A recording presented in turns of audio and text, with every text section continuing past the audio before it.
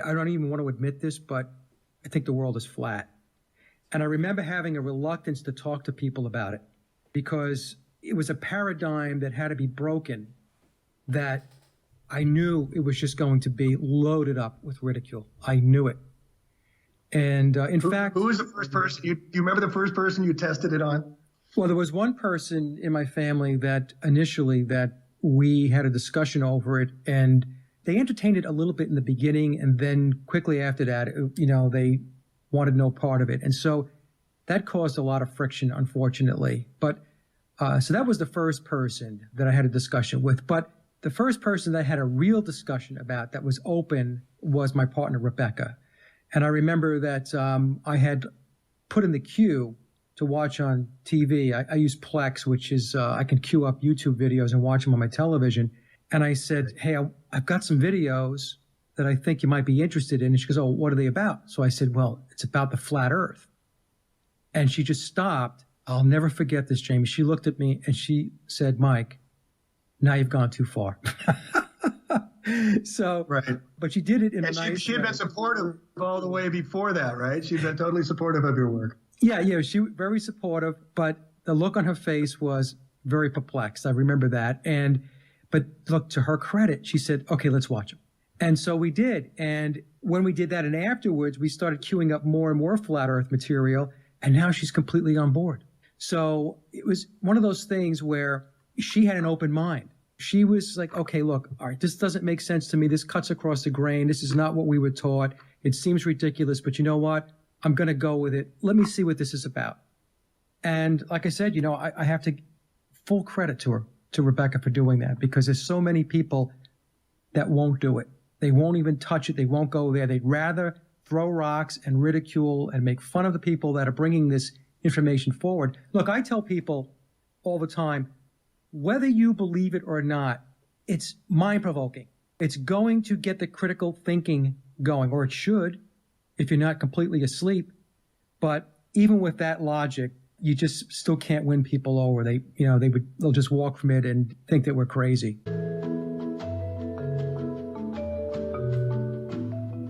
A group of scientists placed 5 monkeys in a cage and in the middle a ladder with bananas on top. Every time a monkey went up the ladder, the scientists soaked the rest of the monkeys with cold water. After a while, every time a monkey went up the ladder, the others beat up the one on the ladder. After some time, no monkey dared go up the ladder, regardless of the temptation. Scientists then decided to substitute one of the monkeys. The first thing this new monkey did was go up the ladder. Immediately, the other monkeys beat him up. After several beatings, the new member learned not to climb the ladder, even though he never knew why. A second monkey was substituted, and the same occurred. The first monkey participated on the beating for the second monkey. The replacements repeated until what was left was a group of 5 monkeys that, even though never received a cold shower, continued to beat up any monkey who attempted to climb the ladder. If you asked the new group of monkeys why the beatings took place, the answer would probably be, well, I don't know. That's just how things are done around here. The Sumerians, the Nordics, the Vikings, the Aztecs, the Cherokees, the Mayans, the Toltecs, they all had flat earth cosmology. And right. We're never taught one day of this in school. Nobody knows anything. Here, the Egyptian cosmology. The ancient Egyptians believed the ground was a more or less flat disk that floated upon none, the primordial ocean from which creation had begun in time immemorial, and out of which the Nile continued to flow. The sky was a solid, dome-shaped thing and was often said to be the belly of a goddess, typically Nut or Hathor, whose body arched over the earth with her feet on one horizon and her hands on the other. Her midsection was held aloft in the air by God's Shu. Sounds pretty cool, huh? Yeah, and you know something? This is ubiquitous, Jamie, across the ancient texts and ancient, going back to the ancients. And modern mainstream education wants you to believe that all of these ancient civilizations were just hunters and gatherers and they were clicking rocks together to start a fire, just so that you can just discard any of the stuff that, if anybody does do research, you just discard it as it's completely in the realm of what they refer to as mythology.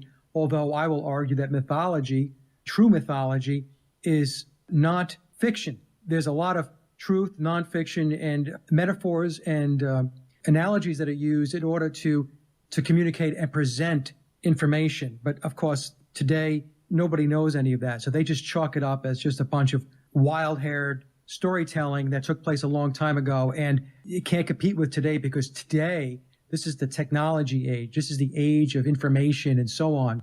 So it's very interesting that you're on that point because the more we go Mike, back... let me just break you right there and just ask you one question, which will destroy the thing you just said completely. Just one question. Yeah. How'd they build the pyramids? Oh, I know. That's it. So if you go into this mythology, didn't exist, didn't happen. I mean, give me a break, guys. What do we have for knowledge recording today? Thumb drives? I mean, if you don't stop and think these ancients had so much more knowledge than us and respect in awe of what they've left behind for 5,000 years that we still can't figure out today. Right. The 13 acres of Giza it's only just like slightly off and it's on fill where they dragged these stones, 2.3 million of them, and laid it in perfect alignment with the heavens. I mean, we've lost contact with our as above by purpose. The light pollution of the cities. They're putting rubber soles under our shoes. I know you did the show on the Beatles. Right. I don't know if you covered the fact that Theodore Adorno, the Tavistock Institute guy who wrote the Beatles songs, celebrated the putting rubber under everybody's feet with the Keds and Converse shoes with the album Rubber Soul, disconnected us from the Earth's vibration. And now everybody wears rubber, and no wonder our consciousness can't ascend. But the ancients knew, and they knew of here's ancient Vedics. I mean, the oldest language we have. Herto, son of Neph, born of an egg, descended upon in the highest heaven. He was a most gracious Lord, and in deference to smote against the rocks of heaven. So when the egg was broken, one half the shell ascended, the other half became the foundation of the world. I mean, it's in our cosmology. Here's Nordic. They're held in the branches and roots of the world tree. You get Darasil, which is the tree of knowledge and wisdom. They all had the central roots of the tree, and it went across the pond all the way to the Toltecs, the Tibetans. They believed in a geocentric cosmology, a mandala-like world system of concentric ocean and mountain ranges surrounded by an axis, Mount Meru. Mount Meru being the North Pole. Right. The yin and the yang of the Chinese being a flat geocentric and umbrella-like covering surrounded it was similar to the beliefs of the Greeks, East Indians, and the Aboriginal people of the Americas. The Chinese astronomers believed the heavens takes its body from the yang, so it is round and in motion, and then the earth takes its body from the yin, so it is a flat and quiescent. The brilliant astronomers of China held this unchanging belief until the Jesuit astronomer missionaries came to China in the 17th century.